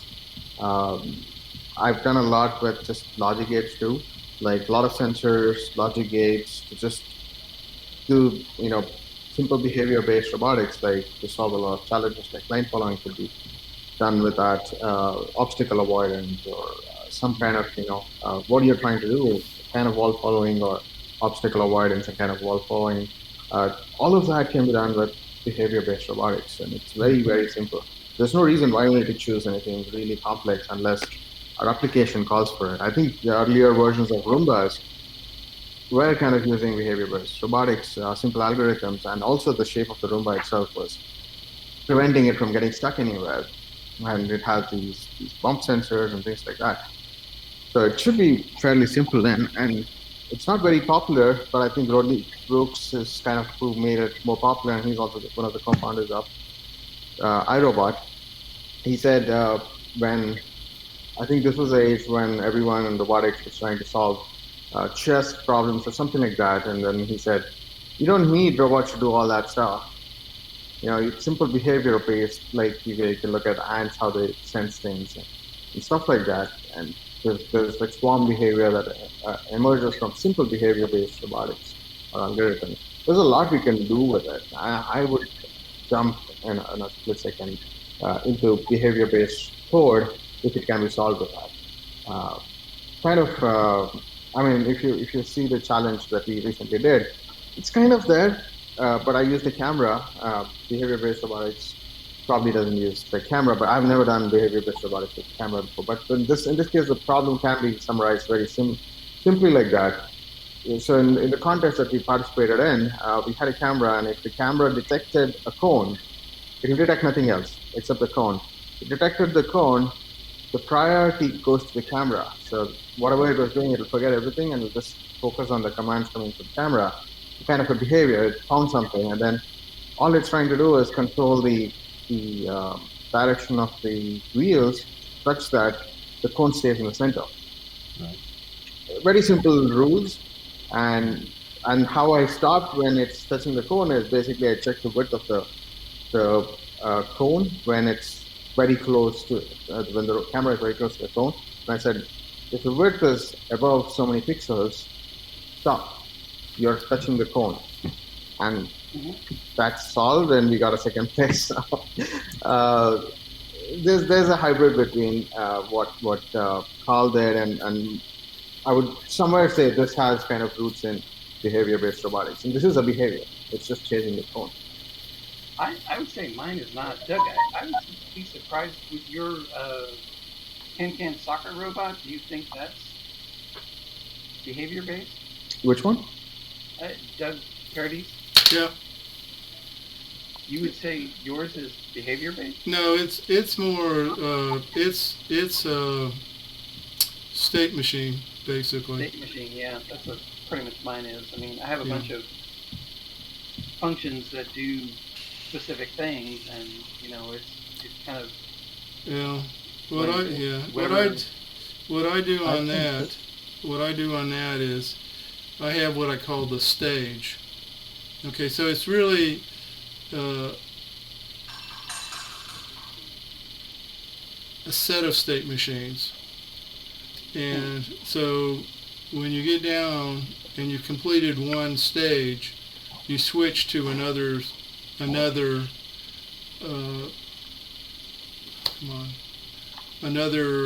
state machine, and then that takes over. And then when you finish that, it switches down to another state machine, and then when that one gets completed, it might take you all the way back to the first state machine, and you just keep cycling it through. Because there, it's I'm sure there's more complexity to this, but it's basically, you see a can, you center on the can, you drive to the can, you pick the can up, you take it to the goal. Now the first time you're going towards the goal, that's the only time that very first step is there, because when you turn around, you're looking the other way, and you have to find your can, pick it up, but you have to turn it around and go back to the same goal you just came from. You just to keep doing it. So that's pretty. I think you could probably make the argument that behavior-based approach is really just a discipline. And it ends up building state machines effectively. It's functionally equivalent. It's just an approach where you try not to explicitly map out the entire state, but you just arrive at the full state through hopefully simpler set of rules. And I think the argument is that you can sort of expect it to be a little bit more robust simply because the false traps when people design state machines, they'll often build in false traps accidentally or just through not thinking it entirely through. And by isolating the components a little bit more and thinking of it in a behavior-based approach, you might end up avoiding that. But the end result ends up being a state machine. Mm-hmm. And it really helps when you're doing things too, like the one that I've built really doesn't use obstacle avoidance. So but it would be really easy to add in a behavior system, because you could just, if you could see something moving and it steps into your path, then you have a task which is avoid, and you automatically start avoiding it. So I mean, I think it's a very good thing. I'll tell you what I really hate to do is with for me personally, is I hate dealing with the concurrent real-time system. Because I find it hard to troubleshoot. But that's just me. And if you get all your little pieces working together, it's trivial to take them and turn them into tasks and put it in that framework. But well, Doug, that's been my experience, is that I'm a Java programmer at work, and then moving over to Python, I thought I had a multi-threaded system, and of course you don't. And even despite the syntax being the same, it's not multi-threaded at all. Mm-hmm. And so I've spent the last maybe 6 months now rewriting that as async IO in Python, and I've only in the last week or so got that working, and it is exceedingly difficult to create something like that. Mm-hmm. But I would say, though, that to answer Raj, I am a big disciple of Rodney Brooks and the whole MIT robotics lab and all that. And some of the later work done by some of his students was kind of adding features onto the strict discipline, as Kareem says. It is a discipline, and here's some of the things you have to do, and you can't do these things. And so there's no memory, there's no heuristics, there's no learning. It's basically a collection of behaviors that just interact, and you get emergent behaviors out of that. Full stop. And that's kind of all I'm trying to do. Out of it. What's that? I would argue you get an emergent state machine out of it. Well, okay, yeah, fair enough. And that's actually my interest, and my prime interest is actually exploring that. And I just figured that with the complexity of the sensors we have and the cost being so low, that if you were to develop some quite complicated individual discrete behaviors, like Raj talks about a behavior that just reacts to an orange cone in a camera as a behavior. So if we collect some quite complicated discrete behaviors in 2021, that's very, very different than the behaviors that they were able to create in a robot in 1975. And so that's kind of that's really all I'm really interested in. I'm not interested in machine learning or AI or anything like that. I don't want memory. I really want to do a very traditional behavior-based system, but using 2021 technology, hence the message bus, hence Python, effectively trying to modernize that whole concept and see what we get with complex sensors. Like, I would argue that AI and all of that are just other tasks. So you can bring in any sensor and make a task out of it, and it fits right into that system without any issue. I mean, I've used cameras in behavior systems several times. It's just a task. So right. And you have to have something that trips the task, and then it gets arbitrated, and then you do whatever it needs to do. And what we've talked about that as camera as sensor. And so you tune the camera to be sensitive to a certain thing and to provide some kind of a result, let's say go left, go right, tune your steering or whatever based on the camera output. But I'm talking more about using like machine learning or any kind of heuristics where you're actually doing path planning or anything like that. No. That's kind of out of the realm of No, behavior-based. no, it's still a task. So if, for example, let's say you were using OpenCV or an AI to recognize a person's face, a specific person's face, all right, and that's what the task was. Well, when the tasks are fired off as priorities, and when its time came up, it would go off and it would say, "Oh, I see the guy." So it fires off. Now it has the priority. The arbitrator takes it and it does whatever it's supposed to do to the motor and the steering. In our case, those are our two outputs right now. But it could be other outputs too. I'm not disagreeing with you, Doug. I'm just trying to differentiate between, as you say, a camera as a task, and actually having path planning and three-dimensional mapping of environments and all the stuff that was a different route that Rodney and his team moved away from. I'm more in the whole AI, machine learning, knowledge representation, that whole world of computer-based ontologies and all that. Rodney Brooks moved away from that early on and has stayed away from that. And he's been a critic of that. Yeah, but I would argue there's some definitely cases where that doesn't work well. For example, and I think the thing is the Roomba versus what's the other one? The one that has Nito. The Roomba versus the Nito. The Roomba is completely behavior driven. That's why it wanders all over the floor with no rhyme or reason and just keeps going, bap, bump, whatever. It doesn't anymore. No, not anymore, but that's the way it was. And it's no longer pure behavior. Yeah, now the Nito maps out the room and systematically goes back and forth, which means it doesn't have to have as much battery. Unfortunately, they don't put as much battery because they say they don't need it. But it turns out you still get squirreled and you have to go back to the station and get your battery charged up. If they had put a real big battery in it, it would have been able to do the whole job in one shot. But different story. So what I'm trying to say is the Nito was much, much more efficient at that task than the behavior. Now, did the behavior thing work? Yeah, it worked. Somebody keeps bleeping. Oh. I think it's Harold. Yeah, it's Harold. I think this conversation is kind of interesting and kind of draws parallels to me for the autonomous car industry that's happening today. It's much more advanced than what we're talking about, but the difference between a systematic way of doing it with LiDARs and cameras and building 3D maps versus something what Tesla is doing, which is throw in a bunch of cameras and use cameras with AI to do it just like how humans would drive, right? We are listening, we are seeing, we just have two eyes and we scan for the environment and we drive. That's what Tesla is going after. It's using cameras, a few more cameras than just two.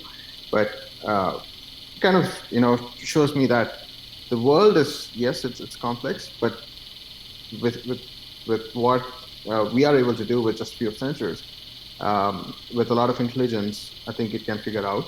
Versus having everything mapped out really precise with like LiDARs, and those LiDARs are huge and really expensive. Mapping out everything on the ground and having RTK GPS and everything. It's much advanced, but thinking about the AI part, it's more like how humans are doing it, right? So we see, we analyze, we recognize certain objects, and then we say, you're supposed to drive here, not there. And there are similar models being built for autonomous cars to know where the road is and where the signals, whatever the traffic signs are, and what to do with them. Mm-hmm. So there is those parallels that comes up. I don't think it's exactly related to behavior-based robotics, but then it's a topic between how humans do it and how machines with like precision and systems can do it. Well, one of the things that Brooks talks about, like now, in the last 5 years or so, is his criticism of knowledge representation in AI. And there's a very common known problem in the field called the symbol grounding problem, where everything is an abstraction, it's a model. And so a cardboard cutout of a person looks just like a person to a camera. And in one of Brooks's blog posts, he talks about how living in Cambridge, Massachusetts, there's a complex interplay of people walking on the streets. And as they walk between two cars, they look at a car coming. And if they can make eye contact with the driver and the pedestrian will have an understanding within a few seconds of whether it's safe to cross or not. And sometimes the driver will make a very slight nod or even a small change to their eyes, and the pedestrian will walk across the street between the cars. Whack.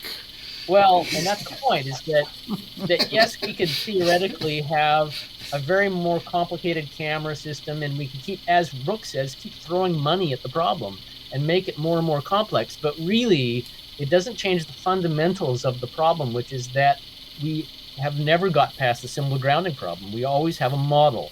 And so as long as you don't have embodiment, and as long as you don't have all the things he talks about, in 1975, the whole AI world went off on this kind of abstraction, computer-based ontologies, knowledge representation world that still has not solved the symbol grounding problem. And so what we've got now with all these extremely complicated cars is ungrounded models that are effectively requiring people to change their behavior, because if they don't, they're going to die. And, they'll just get hit by a car. People change their behavior all the time. I had to learn how to cross a street.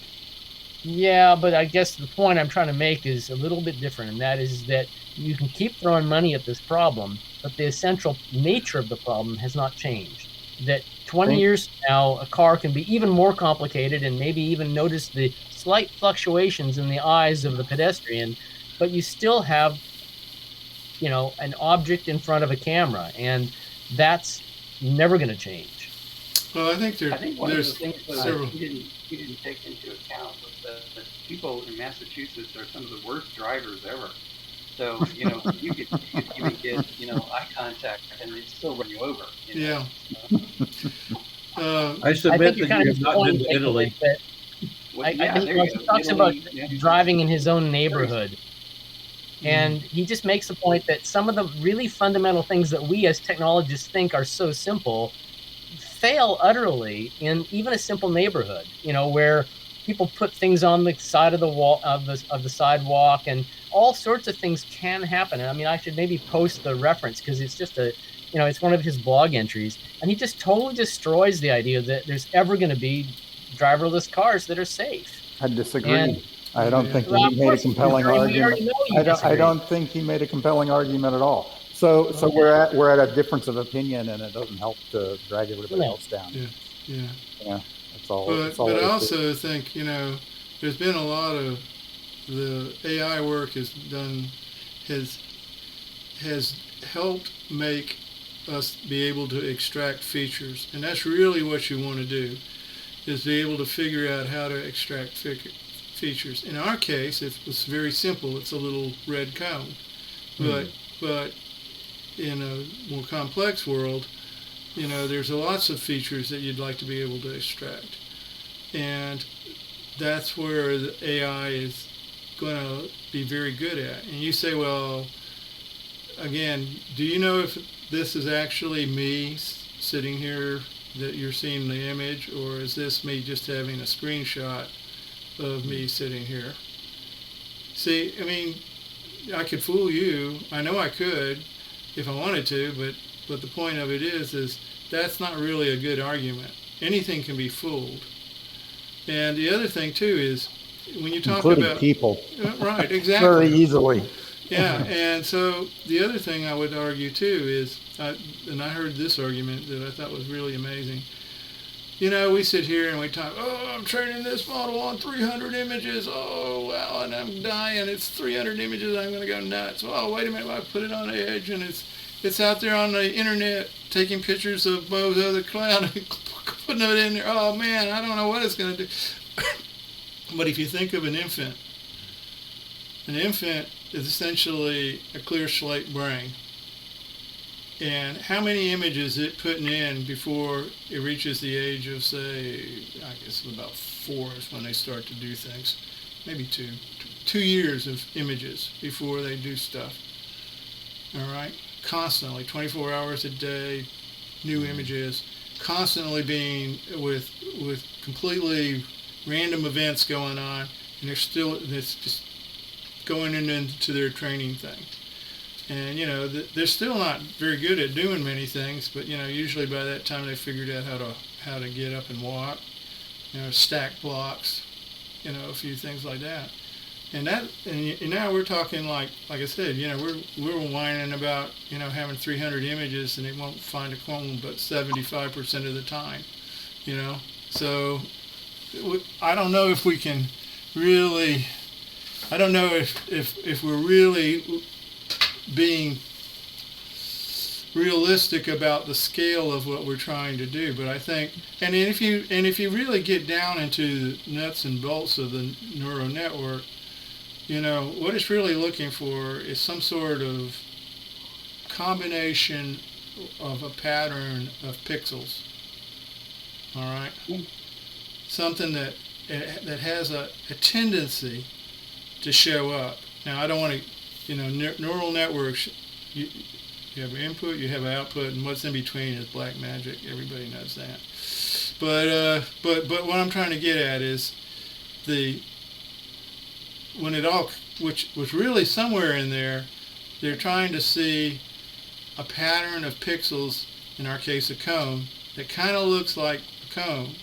Now, if I put a guy in a picture of the Jack in the Box logo, with a cone hat on it, is it going to be able to say, well, that's Jack, and this is the red cone? No, I don't know. I doubt it. Well, you had an example. You said that at one of the exhibitions, some kid in an orange outfit or orange jumper it was actually an adult. Followed him. He was another member of the club. Yeah. He still is a member of the club.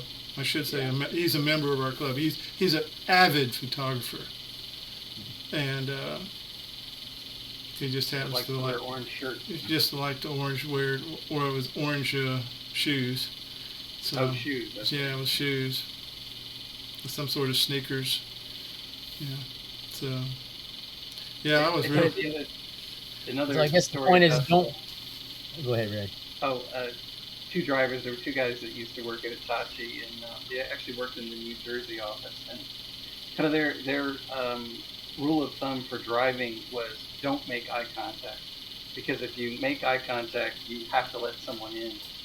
So Mike is in traffic, and Fred is trying to get out of their office, and it's a very difficult thing for them to get out because no one will let you out or in. And he sees that it's Mike, and he's honking his horn, and Mike refuses to acknowledge it. He's just looking straight ahead, like he doesn't hear the horn. So situations like that, I think people from New Jersey, Massachusetts, they can use any help that they can get to drive. Well, again, that's kind of what driving is like. It varies. I've driven not all over the world, but I've driven in a lot of different environments, and the behavior of both pedestrians and drivers varies enormously, city to city, country to country, region to region, and how people are expected to behave even varies by the time of day. And so at 2 a.m. in Barland, people are wandering in the streets, drunk. So it's one of these things where the complexity of the decision making is so inordinately complex and varies by context, location, time of day, everything. In a snowstorm, people walk differently. So it's just one of these things where, if anything, it just seems like we keep simplifying the problem and thinking it's simpler than it is. I think your point about babies, that first 2 years, the amount of information coming in and, dropping something in front of the parents and seeing that the parents pick up, you can train your parents. Wow. These are things that any baby figures out in the first 2 years through that 24/7 input. It's pretty amazing. Yeah. Now, I will say, I don't, if you're saying driverless cars, that I don't know if I'll see them in my lifetime, but I do think that I can see where there have been systems that have come out of this effort that have been really useful for me.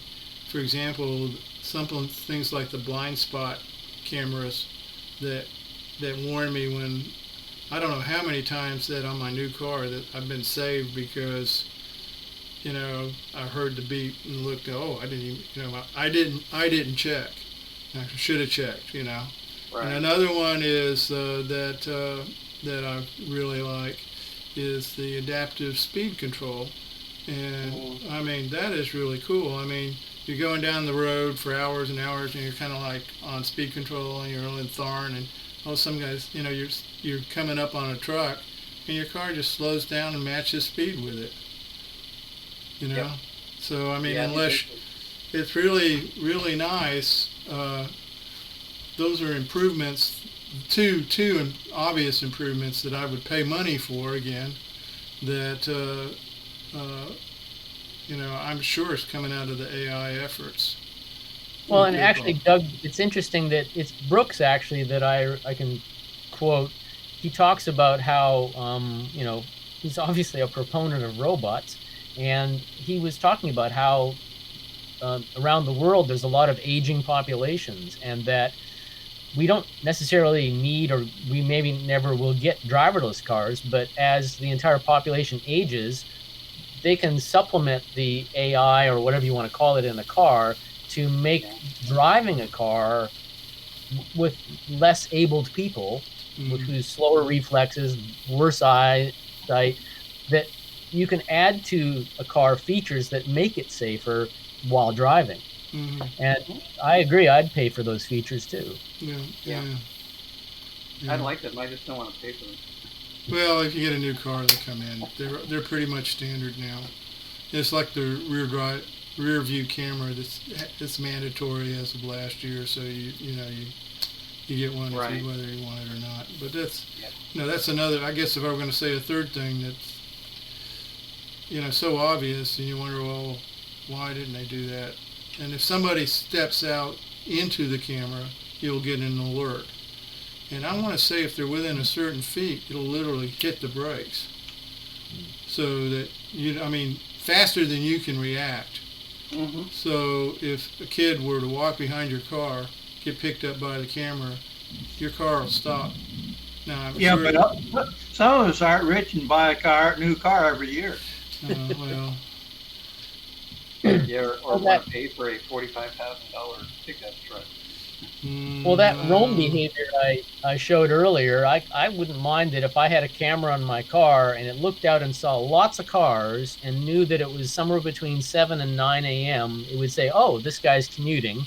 And then I could hit a button manually and it would all of a sudden create a following distance between me and the car in front, and I could still keep my hands on the wheel, but I wouldn't have to pay so much attention to trying to stop and start and all that. Yeah. And I'm not a commuter. I hate driving to work. I take a train. But in the few days that I've had to, I realized that actually that would be a really nice feature, a commuting feature. Actually, that exists. My Audi does that. Oh. The combination I of don't that think mine does. adaptive speed control and staying between the lines. Yeah, I know mine has the, if you drift off, it goes nuts. If you drift off a lane. But I still don't trust it, but it's there. Yeah. You're just all talking about a continuum where the driver is becoming less and less important. Well, that's what I'm saying. That's what I'm saying, Kareem. I'm saying it's gonna end up happening. It's like, yeah, it just might not happen. Might not happen in my lifetime, but it's going to happen. Well, let's hope it will. I mean, it's not that far away. I mean, you mean I'll have to buy another new car? Happening right now, right? You mean I'll have to buy another new car? The big problem with that scenario, though, is that you end up with a generation of people who actually can't drive. It's driving is a skill, and if you end up having a bunch of people who, when their car says, "Hold on, you got to take over," but the person's never driven, they don't have enough experience, and now they've got to. And the only time that happens is in a situation that's dangerous. So you have to be a good driver in that situation because the car can't handle it, and it's saying, "Hold on a second." I've not been programmed to handle this dangerous situation. It's yours. Bye. Yeah, well, we have You have a lot more faith in people as drivers than I do. I think. And I just said, I think the there's primary difference. I'm just talking about a generation of drivers. No, I think there's a solution to that. You see, every time a parent gives a kid a car for the first time, he doesn't give them the new car usually. He usually gives them the clunker, and the kid doesn't have all this stuff. And then after he smashed it, because he does smash it, then the next car, you hope he's learned a little bit by that time. So, I had a son and I had two daughters, and all of them kind of smashed that first one. I mean, they never got in a serious wreck, but they all. No, I think that's like my point. Is that we're so used to this process of rolling out new drivers in the forms of young people into the driving pool, right? That we're sort of immune to the risks associated with it. But you think about it, they're almost guaranteed to have an accident, and we're putting hazards on the road that could kill other people, right? And that's what happens. People do. Obviously, accidents are people driven because people are driving the cars, right? So we don't have enough data out of for comparables in terms of what driverless cars are going to do. But at some point, just like a baby growing up, they're going to have enough cumulative experience where they're probably going to be better at it than the vast majority of human drivers. And while you can't say that any one particular person was saved because of a driverless car or at risk, there will be deaths. There will always be deaths when you've got vehicles moving at speed. At some point, statistically, it'll be better to be in a driverless car and surrounded by driverless cars than it will be to be surrounded by humans driving cars. Yeah. I think that's what a lot of experts kind of caution, saying level 4 autonomy, which is, I think, having both autonomous and a steering wheel for you to take over when the car cannot understand, and there are also other cars in the street. That's the most dangerous state to be in. Mm-hmm. Once you jump from driver assist, which Doug was talking about, that's a great feature. I think that's level 2 autonomy and level 3 autonomy. Once you jump from there to full autonomy, where you don't even have a steering wheel, all you have is an emergency stop button in the car, and all the cars in the street are autonomous cars. There's no need for parking spaces. There's no need for traffic lights. They're communicating. There's no need for braking. You continuously keep going. You can get one place to another place really fast because all the cars are not communicating. And the world will be a different place. And is that possible? Yes. Is it risky? Yes. Imagine one of those cars being hacked by someone, and that becomes a weapon then. There are a lot of this. No way we should say it's simple. I know there are a lot of people that might come up and say, hey, look, I was able to build this autonomous car in my garage in 1 year. Yeah, but what about the safety features? That's why it's taking so long, testing and all of that stuff. I think CMU had an autonomous truck driving 25 years ago, 1985, called Nav Labs, and they had something like that. But it has been evolving since then, and with recent advancements in AI, it has accelerated, but it's still going to take time. Tesla is still testing it out. I think it was a little scary. I was thinking about getting a Tesla, and it was scary. I was not ready to jump on it and let it take control fully while I was like chill and relax. That would be really scary. Based on how much failure we see in the robots that we build, I wouldn't trust a car. So yeah, that's a scary state. I think Tesla is going to be in a scary state there. I agree. It's scary, and the biggest resistance is going to be around human fear management and change management and things like that. I think probably I'm just taking a longer point of view than most people. I think in 100 years, people are going to look back at our age and say, they let people drive? Yeah. Yeah, but Kareem, it's kind of funny is that my dad drove trucks like big trucks, timber trucks and gravel trucks, and Yeah. he was one of the best drivers I've ever known by far. And he would never let my mom drive. He would never be in the passenger seat. No way. And I think, my mom, capable woman and all that, but that's exactly the problem. I'm the same way. I don't want to be in the passenger seat, even if I kind of, like my best mate is, he's a 50-year-old Kiwi, and he's a smart guy. I don't like driving in a car with him. He scares me. The idea of passing it off to a robot, no way. Well, let me give you even. You want? Let's get down to a real simple idea of perception here.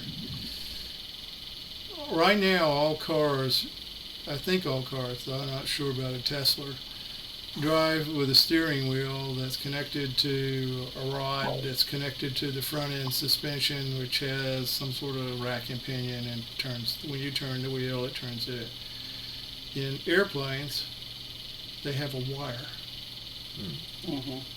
I think most cars are drive-by-wire now. Yeah, these days a lot of cars are coming out with drive-by-wire. Yeah, okay. I wasn't sure if they were or not. So now you think about that, Murray. So next time you're in a car, all you got between you, that steering wheel you got in front of you that says, oh man, I turned this, the wheels are going to turn. Yeah, as long as the battery's good. I've got that now. I've got a little Toyota, a 2010 Toyota IQ, which is a little short car. Yeah. And I think even in 2010 it was drive-by-wire. No, I don't think it's mechanical. Not in 2010. I don't think so. Nah, I would doubt it. It was all. Well, yes and no. I'll tell you yes and no on that. When we were all growing up, you used to have this thing called power steering fluid. Yeah. That's on the way of blinker fluid, by the way. And most of these cars now have electrical assisted steering. So there's kind of a wire going on there.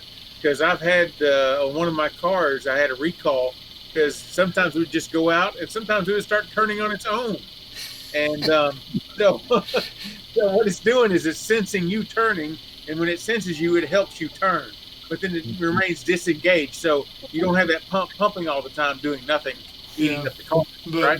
drive-by-wire is what they usually mean is on your steering wheel, on the other side is a potentiometer or some other sensor. Yes. That's kind of what I'm probably, you're doing this. Yeah, most of these autonomous cars that you see today that are retrofitted with cameras, they're all drive-by-wire cars. That's why they chose those cars. I have some friends in autonomous car industry, and these cars were specifically chosen because they're already drive-by-wire. I think Ford Fusion, some of the Volvo models that Uber was using, Aurora, and a couple of other companies.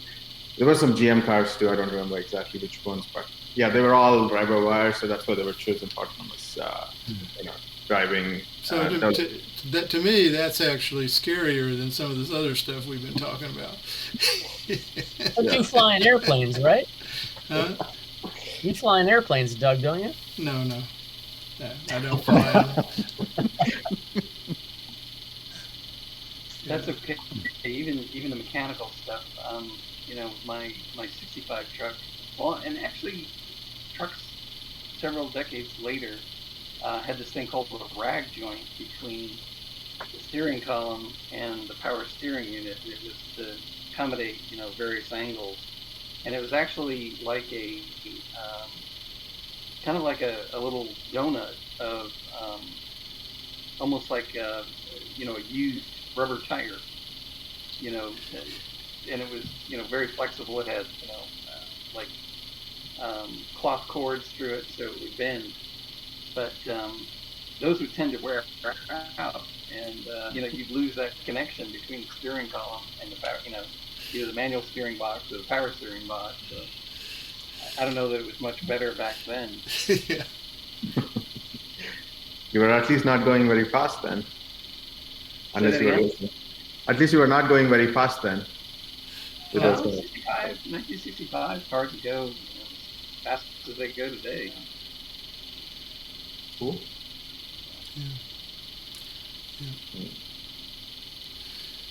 Well, I've got to get some lunch. I didn't have any lunch before I started, so I've got to get out of here. Okay. Well, I think it's already 9:48. We're probably about ready to cut. Unless anybody has anything else they want to say. Anybody else have anything? Going once, going twice? Okay, I'm going to go in here and stop the recording. Okay. So, Doug, you'll have Ness read